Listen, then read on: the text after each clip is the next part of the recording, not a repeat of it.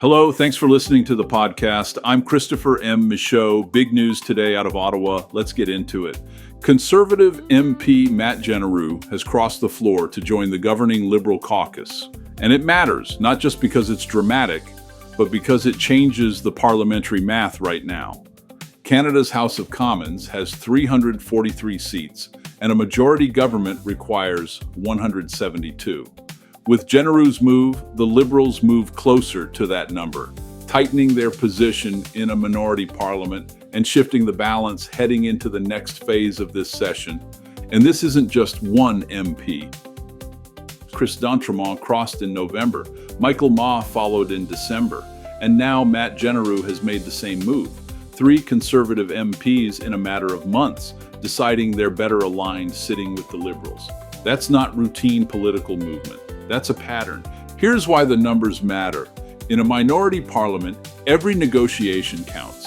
Every close vote counts. And the closer a government gets to 172, the more leverage it has to govern without constantly needing support from other parties. Now let me give you my take on what this means for the country. Canada feels politically split in sentiment right now. Not broken, not collapsing, but split. And in that kind of environment, handing any one party a wide-open majority may not reflect where the country actually sits. A split parliament can be frustrating, but it can also be healthier in a moment like this. It forces cooperation. It forces negotiation. It forces legislation to survive contact with more than one worldview before it becomes law. And there's another conversation that always comes up when MPs cross the floor. Should it trigger a by-election? Some people argue yes, but that view doesn't always reflect how our parliamentary system actually works.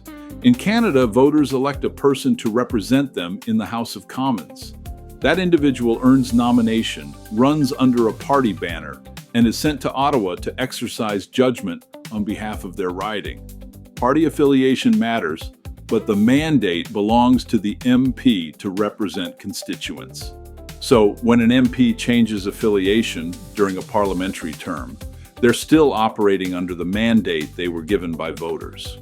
They're making a judgment call, whether people agree or not, that they're acting in what they believe are the best interests of their riding. And if constituents disagree, there's a mechanism for that. It's called the next election. That's when voters decide whether that MP still reflects them, whether they trust the decision, or whether they want someone new. That's the accountability moment. The idea that a seat automatically belongs to a party and that a by-election must happen the moment someone changes affiliation simply isn't how our system was designed. MPs are sent to Ottawa to exercise judgment, not just to function as permanent extensions of party machines. It's also important to remember that floor crossing isn't new, and it hasn't only benefited one party. Both Liberals and Conservatives have received MPs from the other side over the years. During Stephen Harper's time in government, for example, the Conservatives welcomed former Liberal MPs like David Emerson and Wajid Khan into their ranks. Those moves sparked just as much debate at the time as we're hearing today. This is part of Canada's parliamentary history. It's not unusual, it's not unprecedented, and it's not owned by one party or one ideology. It happens when individual MPs decide they can better serve their constituents from a different place in the House. And there's another truth sitting underneath all of this. The two major parties are pulling farther apart on many issues. That doesn't automatically make either side wrong, but it does leave a growing number of Canadians feeling politically homeless. That's where the third voice matters. Not a voice on the far left, not a voice on the far right.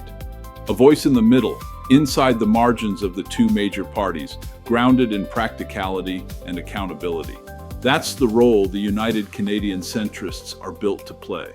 To be the conscience of Parliament, to hold the major parties to account, to keep decisions anchored in common sense rather than ideology. Right now, that centrist accountability voice doesn't exist in a meaningful way in Ottawa. So the ask is simple. Send enough United Canadian Centrists to Parliament to be that voice. Put us there on probation. Let us earn the trust, prove the approach, and work for Canadians who want balance, not dominance. The real story isn't just that one MP crossed the floor today. It's that the ground underneath Canadian politics may be moving, and Canadians are looking for something steady in the middle. Thanks for listening. I'm Christopher M. Michaud. This is the Canadianist Podcast. Be sure to visit thecanadianist.news for the latest reporting and stories from across the country, and head to uccparty.ca to learn more about the United Canadian Centrists and what we're working to build.